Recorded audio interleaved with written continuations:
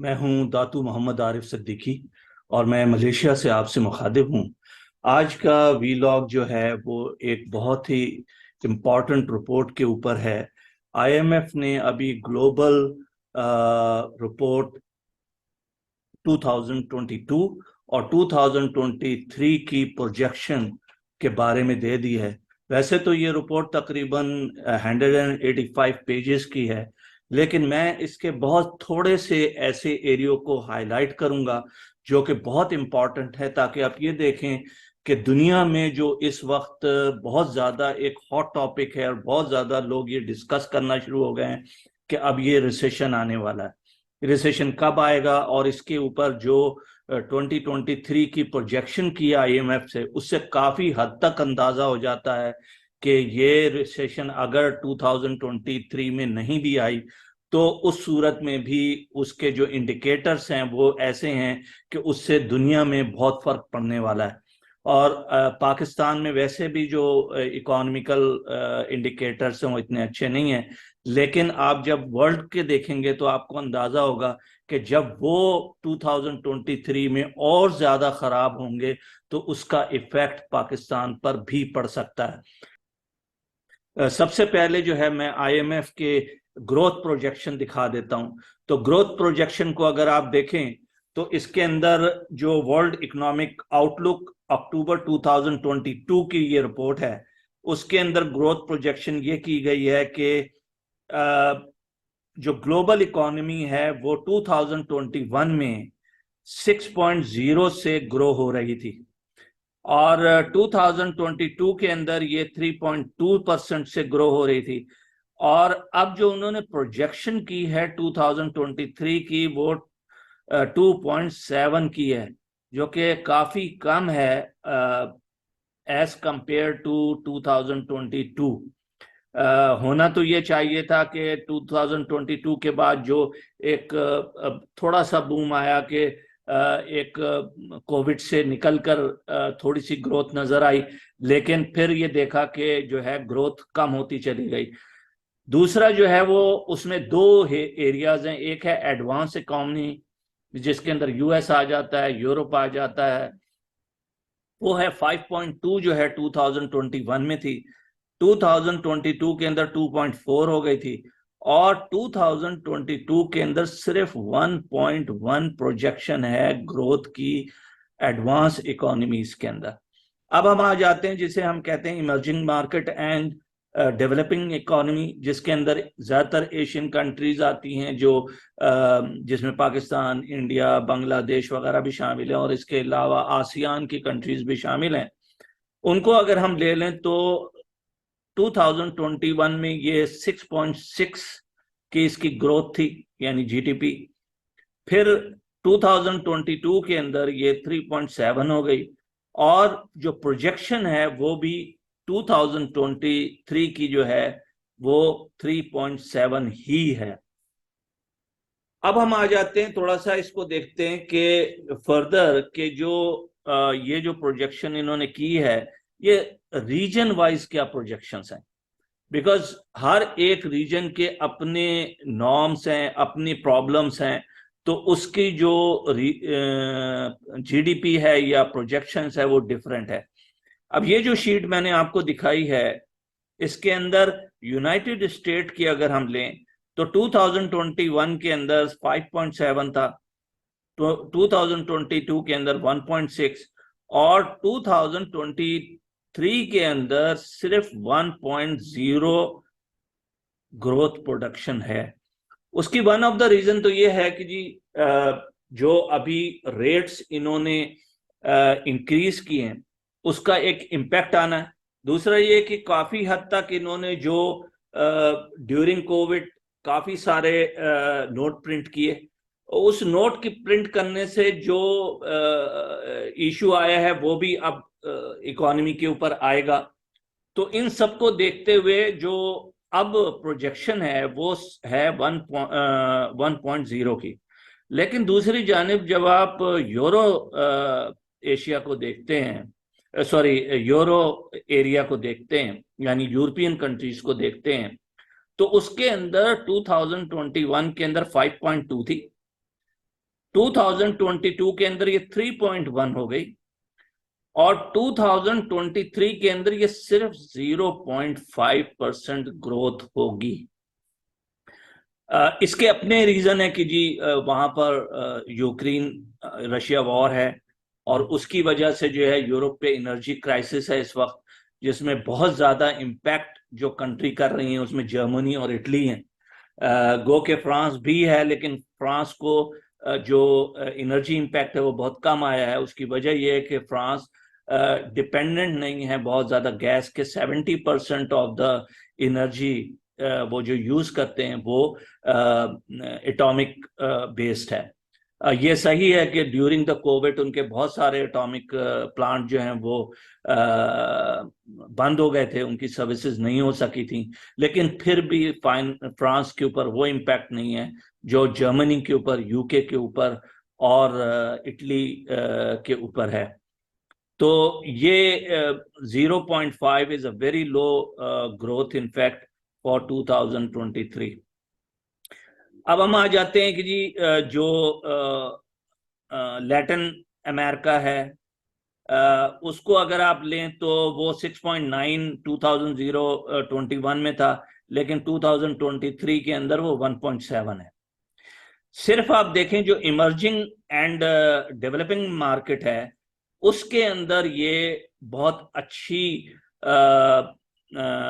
Figure है कि 7.2% जो है जी ग्रोथ दिखाई गई है 2021 के अंदर। ये वो कंट्रीज हैं जो डेवलपिंग कंट्रीज हैं, और 2022 के अंदर ये 4.4 है और 2023 के ऊपर ये 4.9 है।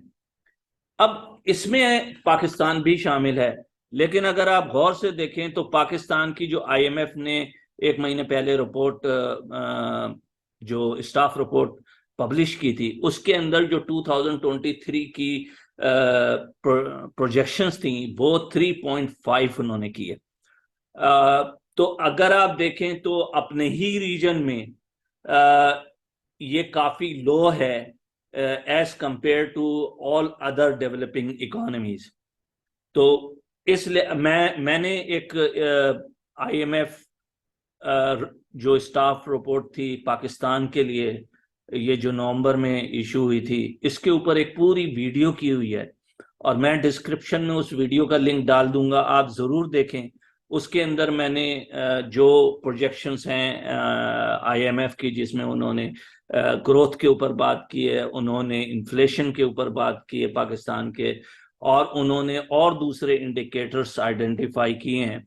तो अगर आपको इंटरेस्ट है पाकिस्तान में ये देखने के लिए कि आईएमएफ ने क्या प्रोजेक्शंस स्पेसिफिक टू पाकिस्तान की है, तो इस यूट्यूब रिपोर्ट को आप जरूर देखें। ये थोड़ा सा तज्जिया है उस रिपोर्ट का, वो भी काफी डिटेल, काफी बड़ी रिपोर्ट है, तकरीबन कोई 58 पेजेस की, लेकिन मैंने उसको कोशिश की है कि उसके जो बहुत मेन पॉइंट्स हैं उसको मैं कवर कर सकूं। अब मैं आपको जो चीज दिखा रहा हूं वो है इन्फ्लेशन। अच्छा, अब देखें, सिर्फ पाकिस्तान में ही इन्फ्लेशन बहुत ज्यादा हाई नहीं है, बल्कि दुनिया में भी जो इन्फ्लेशन इस वक्त है वो काफी हाई है। इतना तो नहीं जितना कि पाकिस्तान में है, लेकिन पाकिस्तान के रीजन बहुत डिफरेंट हैं एज कंपेयर टू जो रेस्ट ऑफ द वर्ल्ड है।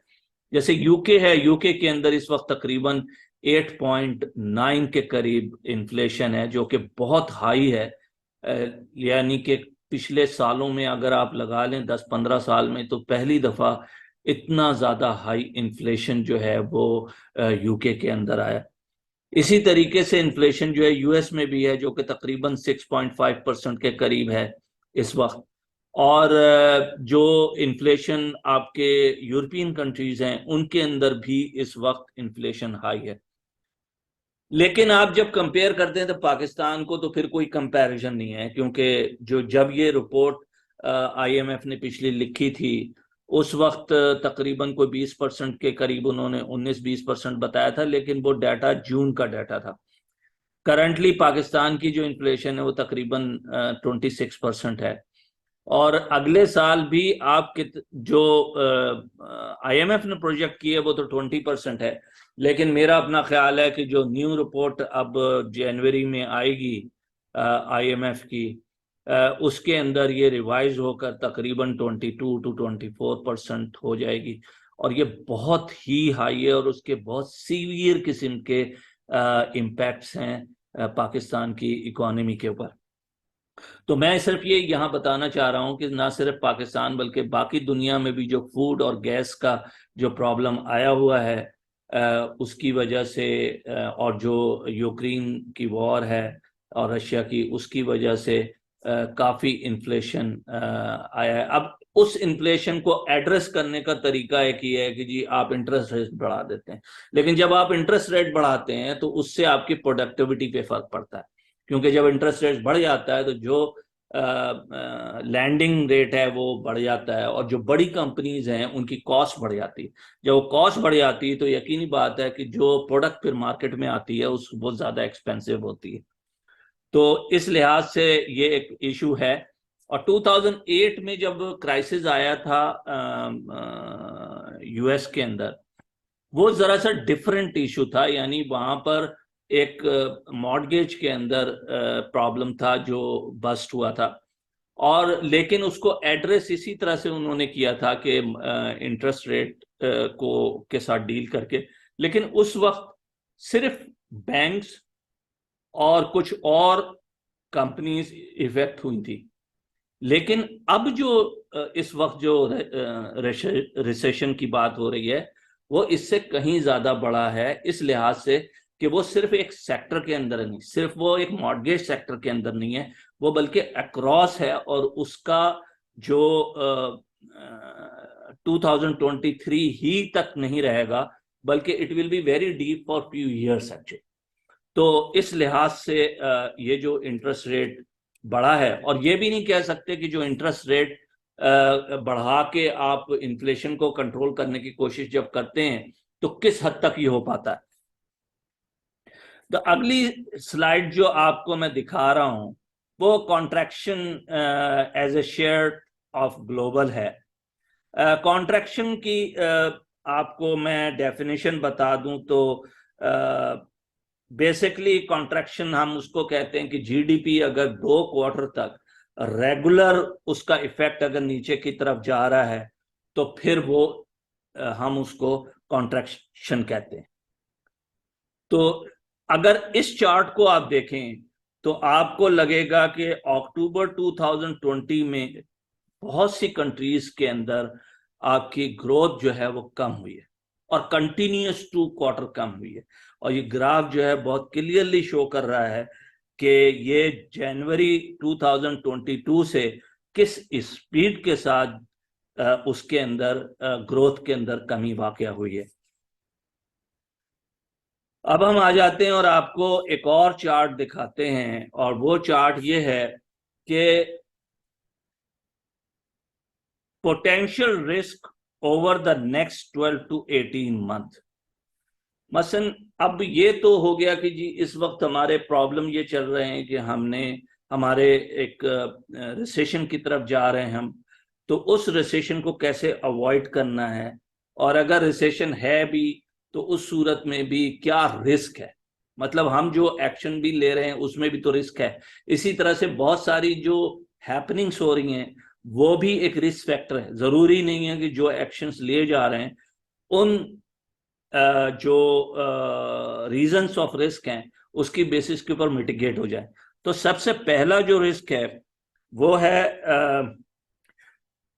persistent inflation and monetary targeting. This is basically, अगर आप गौर से देखें तो इन्फ्लेशन का जो इफेक्ट है वो इतने आसानी से नहीं जाता, और ये जो हम इंटरेस्ट रेट दे के, ये भी एक लॉन्ग टर्म में जाके कम होगा। तकरीबन इसको 18 महीने या 12 से 18 महीने लग जाएंगे अगर ये कम होगा तो। दूसरा जो है वो है रशियन एंड यूक्रेन वॉर। ये वॉर अभी भी चल रही है और इसका वॉर का एक रिस्क फैक्टर मौजूद है, और वो रिस्क फैक्टर किसी को नहीं मालूम कि वो आगे चलकर किस हद तक कंटिन्यू करेगा। जो रिसेशन आ रहा है और जो मिटिगेशन ली जा रही है उसके बावजूद भी क्या जो जीडीपी है वो ऊपर आ सकेंगी या नहीं। फिर है high energy prices. High energy prices, यकीनी बात है कि इस वक्त जो गैस की सिचुएशन है यूरोप के अंदर, उसकी वजह से जो ऑयल की प्राइस है वो काफी ज्यादा हाई हुई हुई है। ठीक है, जो मैंने अब तक बहुत से लोगों के व्यूज पढ़े हैं, उसके अंदर उनका तो व्यू ये है कि अगले साल यानी 2023 में जो गैस या ऑयल के प्राइसेस हैं वो $100 से लेकर $120 तक भी हो सकते हैं, जो कि काफी हाई है। मेरा अपना ख्याल है कि ये फैक्टर, अगर तो ये प्रिडिक्शन सही है कि ऑयल की प्राइस जो है वो 100 से 120 तक रहेगी, तो उसका एक हैवी इम्पैक्ट जो है वो पाकिस्तान पर भी आएगा। चाइना ताइवान कॉन्फ्लिक्ट, ये एक आप सबको शायद मालूम है कि इस वक्त एक चाइना और ताइवान का कॉन्फ्लिक्ट चाइना और ताइवान का कॉन्फ्लिक्ट शुरू हो चुका है। और ये कॉन्फ्लिक्ट यहाँ से शुरू हुआ कि अमेरिका की एक सेनेटर जो चेयरमैन है, वो उन्होंने यूएस का ताइवान का विजिट किया। और विजिट करके जब किया तो China was very upset on it, because China एक वन चाइना का उनका कॉन्सेप्ट है और वो नहीं चाहते कि इसमें बहुत ज़्यादा इन्फ्लुएंस हो यूएस का। लेकिन क्या ताइवान बहुत ज़्यादा इम्पोर्टेंट है? तो मैं आपको बताऊं कि आपको ये सुनकर बहुत हैरानगी होगी कि इस वक्त दुनिया में जो सिलिकॉन चिप्स मैन्युफैक्चर हो रही हैं, बन रही हैं, उसका 70% ताइवान करता है। टीएसएमसी एक ताइवानी कंपनी है जो 70% ऑफ द चिप मैन्युफैक्चरिंग करती है, जो बहुत ही हाई प्रिसिशन चिप, जिसको हम एक्सटेंडेड यूवी के थ्रू करते हैं। और जितने भी हाई क्लास और बहुत ही इफेक्टिव और प्रोसेसर्स बन रहे हैं, यानी 5 नैनोसेकंड वगैरह के, वो ज्यादातर जो है वो टीएसएमसी में बन रहे हैं। तो ये कंपनी जो है ये ताइवान के अंदर है। और यकीनी बात है कि इस वक्त जो टेक्नोलॉजी वॉर भी एक अपनी जगह है, जिसमें डोमिनेंस है कि अमेरिका चाहता है कि वो उसकी डोमिनेंस हो। तो ये वॉर अभी, वॉर तो हो या ना हो, लेकिन ताइवान और चाइना का जो कॉन्फ्लिक्ट है शायद वो अगले 1-2 साल में इतने आसानी से हल नहीं होगा। फिर एक और भी चीज है जो मैं सप्लाई चेन डिस्ट्रप्शन की बात करूंगा। सप्लाई चेन डिस्ट्रप्शन एक बहुत इंपॉर्टेंट फैक्टर है, बिकॉज जिस वक्त आप देखें कि इन्फ्लेशन बढ़ता है और लोगों की जो परचेजिंग पावर है वो नहीं बढ़ती, तो वो अपनी जो चीजें खरीदने की पावर है उसको कम होने की वजह से कम यूटिलाइज करते हैं। मसलन जो डिमांड है मार्केट के अंदर वो कम हो जाती है। तो जब अमेरिका और यूरोप के अंदर बहुत ज्यादा डिमांड कम हो जाएगी, तो उस सूरत में तो एक मसला आएगा कि जब डिमांड कम होगी तो सप्लाई चेन का भी इशू आएगा। और नंबर 2 ये कि अभी जो सैंक्शंस वगैरह लगाई हैं, जिसमें चिप के ऊपर सैंक्शन लगा दिए अमेरिका ने चाइना के ऊपर, और उससे ये हुआ है कि चाइना में जो चिप मैन्युफैक्चरिंग हो रही थी वो नहीं हो सकेगी, उस लिहाज से नहीं हो सक रही जो कि होनी चाहिए। इसी तरीके से हवावे के ऊपर जो सैंक्शन लगी हैं उसका भी एक इम्पैक्ट है जो कि इस वक्त चाइना के ऊपर है। तो सप्लाई चेन का एक प्रॉब्लम आएगा। और यकीनी बात है बहुत सी चीजें जो बनती हैं वो इंपोर्ट एंड एक्सपोर्ट होती हैं, यानी उसकी जो मटेरियल है वो इंपोर्ट होता है और उसकी बेसिस के ऊपर चीज एक्सपोर्ट होती है। तो इस सप्लाई चेन का एक बड़ा इशू अगले साल जो है, मेरा अपना ख्याल है, आएगा।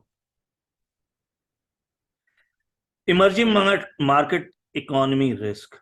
अब आप देखें कि आईएमएफ क्या देख रहा है कि सिर्फ यूरोप और अमेरिका की इकोनॉमी में ही इशू नहीं है, बल्कि जो इमर्जिंग मार्केट है उसका भी एक रिस्क फैक्टर मौजूद है। अगर वो अच्छी तरह परफॉर्म नहीं करेंगी तो उससे ओवरऑल वर्ल्ड को भी फर्क पड़ेगा।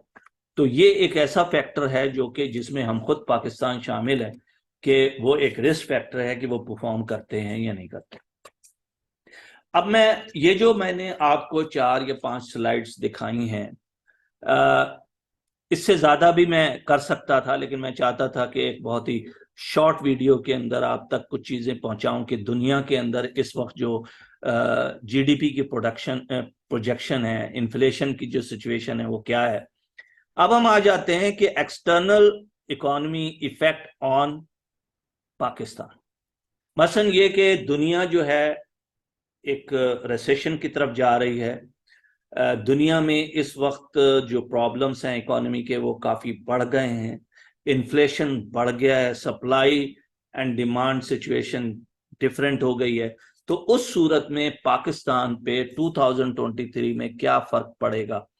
तो सबसे पहला आइटम है जो है कि high price of the gas and food, high inflation will continue in Pakistan. आपको भी पता है कि ये इन्फ्लेशन जो है ये अभी कम नहीं होने वाला। मसलन अगर आप लोग ये समझते हैं कि पाकिस्तान के अंदर कोई महंगाई कम होगी तो ये आप भूल जाएं, महंगाई बढ़ेगी, महंगाई कम नहीं हो सकती। और उसकी एक वजह यही है कि ये high gas and food prices, दुनिया भर में गैस और फूड प्राइसेस बढ़ी हैं और उसका इम्पैक्ट भी पाकिस्तान पर आएगा। मतलब मैं बाज वक्त ये बात करता हूँ कि पाकिस्तान एक एग्रीकल्चर कंट्री है, लेकिन बड़ी अफसोस के साथ बाज वक्त ये कहना पड़ता है कि खुद जो एग्रीकल्चर प्रोडक्ट है वो हमें इंपोर्ट करनी पड़ती है। तो अब हालात डिफरेंट हो गए। अब डिफरेंट यूं हो गए हैं कि आप जब अब इंपोर्ट करेंगे अगर वीट, तो आपको वीट 2 गुना और 3 गुना प्राइस के ऊपर मिलेगा दुनिया से। तो एग्रीकल्चर होने के साथ ये अलग डिबेट है कि जी हम अपनी प्रोडक्टिविटी को किस तरह से इंक्रीज करें, और वो एक अलग सब्जेक्ट है, मैं उस पर नहीं जाता। दूसरा जो है वो है कि low spending effect, export might will go down. देखिए हमारे साथ एक बड़ी एक सिचुएशन पिछले कोई 30-40 साल से है, और वो ये है कि हमारी 75% ऑफ द एक्सपोर्ट जो है वो सिर्फ और सिर्फ आपके टेक्सटाइल और टेक्सटाइल प्रोडक्ट्स और हाई वैल्यू टेक्सटाइल प्रोडक्ट्स के ऊपर है। तो अगर आपकी 70-75% एक्सपोर्ट का दारोमदार सिर्फ और सिर्फ टेक्सटाइल पे है, तो हमने क्या किया हुआ है कि we put all the eggs in one basket. हमने डाइवर्सिफिकेशन नहीं की है, और अगर जहां डाइवर्सिफिकेशन है भी वहां उसके अपने कुछ इश्यूज हैं मौजूद। लेकिन क्यों मैं कह रहा हूं कि आगे शायद टेक्सटाइल में कंपटीशन बढ़ेगा, एक तो क्योंकि जब डिमांड कम होगी और उसमें बांग्लादेश, चाइना, पाकिस्तान अपनी प्रोडक्ट मार्केट में लेकर आएंगे, और उस सूरत के अंदर अगर हम compete नहीं कर सके तो आपकी जो एक्सपोर्ट है वो कम हो जाएंगी। एक और भी रीजन है एक्सपोर्ट कम होने का, और वो है आपकी इलेक्ट्रिसिटी चार्जेस, कि जो हम इलेक्ट्रिसिटी चार्जेस देंगे, यानी जो टेक्सटाइल इंडस्ट्री है उसको अगर कोई सब्सिडी नहीं दी गई, या जो ऑलरेडी सब्सिडी दी गई है वो सफिशिएंट नहीं है मार्केट में compete करने के लिए, तो फिर ये अपनी प्रोडक्ट को मार्केट में नहीं सेल कर पाएंगे उस प्राइस के ऊपर। और हमारे यहाँ ये इशू है कि इस वक्त जो पाकिस्तान की इकोनॉमी है वो इतनी बुरे हालात में है कि हम शायद वो सब्सिडीज ना दे पाए, जबकि बाकी कंट्रीज जो हैं वो शायद दे सकेंगी। तो उस सूरत के अंदर आपकी जो एक्सपोर्ट है वो कम हो सकती है। तीसरी चीज है high interest rate, CPI will be high as production cost will be high. तो हाई इंटरेस्ट रेट, यकीनी बात है जब हमारा इन्फ्लेशन 26% है और अगले साल भी ये 22 और 24% रहेगा, तो उस सूरत के अंदर आप ये सोचें कि आपका इंटरेस्ट रेट तो बढ़ता चला जाएगा, और जब इंटरेस्ट रेट बढ़ेगा तो उसका इम्पैक्ट आम छोटे लोगों पे नहीं आएगा, उसका इम्पैक्ट प्योरली मैन्युफैक्चरिंग इंडस्ट्री के ऊपर आएगा, क्योंकि आपके ज्यादातर जो लोन होते हैं या ज्यादातर जो पैसे बोरो करते हैं बैंकों से, वो बड़ी बड़ी कंपनीज जो बोरो करती हैं, मैन्युफैक्चरिंग करती हैं और फिर बैंक को लुटाती हैं वो पैसा। और अगर वो रेट हाई होगा तो उनकी प्रोडक्शन कॉस्ट इंक्रीज हो जाएगी, और जब प्रोडक्शन कॉस्ट इंक्रीज होगा तो उसका इफेक्ट ना सिर्फ इन कंट्री आएगा कि जो प्रोडक्ट वो मार्केट के लिए बना रहे हैं खुद पाकिस्तान के लिए, उसके लिए भी, और अगर कोई एक्सपोर्ट हो रहा है तो उसके लिए भी आएगा। तो ये एक इशू है कि जब भी आप इंटरेस्ट रेट हाई करते हैं तो उसका एक बैक इफेक्ट भी आता है आपके इस सूरत में कि आप में थोड़ी सी इन्फ्लेशन एक तरफ कम हो रही होती है और एक तरफ ज्यादा हो रही होती है। पाकिस्तान का इन्फ्लेशन बहुत डिफरेंट है as compare to other countries. ये प्योरली सप्लाई एंड डिमांड की बात नहीं है, ये प्योरली आपकी जो प्रोडक्टिविटी और जो आपके टैक्स और दूसरी चीजें उसकी वजह से। मोर अनएम्प्लॉयमेंट, मैं एक रिपोर्ट यूएनडीपी की देख रहा था जो पाकिस्तान में एक बल्कि उस रिपोर्ट की जो हेडिंग है वो भी यही है उसके पहले से कि क्या दो पाकिस्तान। तो दो पाकिस्तान पाकिस्तान में ये हैं कि जो 1% of the people are having 9% of the wealth of Pakistan, और इसी तरह से जो 1% of the agriculture feudals are having a 9%, sorry 24% of the land। तो पाकिस्तान दो हिस्सों में बट गया, एक वो पाकिस्तान जो 1% से लेके 5% आप कह लें लोगों के लिए, और एक वो है जो 95% लोगों के लिए।